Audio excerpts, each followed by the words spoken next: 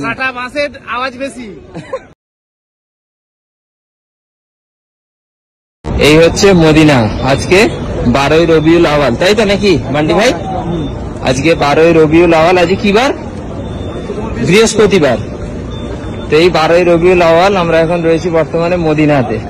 তো এইখানে কিছু মনে হচ্ছে কি যে আজকে নবী দিবস বলে বা নবীর জন্মদিন হিসেবে কিছু মনে হচ্ছে?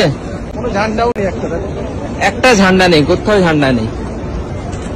জুলুস জুলুস হ্যাঁ জুলুস, হ্যাঁ জুলুস বেরোয় আবার। ঠিক আছে, এই হচ্ছে মদিনা।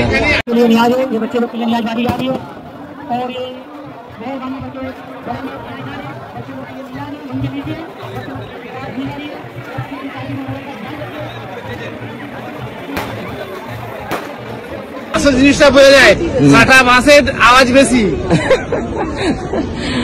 এই হচ্ছে সেই মদিনা যেখানে রাসূল পাক সাল্লাল্লাহু আলাইহি ওয়াসাল্লাম শুয়ে রয়েছে।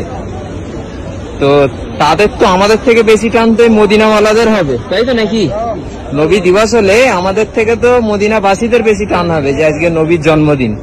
তো এইখানে এত উৎপাত নেই, আর যত উৎপাত সব আমাদের ইন্ডিয়া, বিশেষ করে পশ্চিম বাংলায়, আর বিশেষ করে আমাদের হাওড়া জেলায়। ধোকাটা আছে ওটাই দেবো, বাকি নিজেরা করেছিল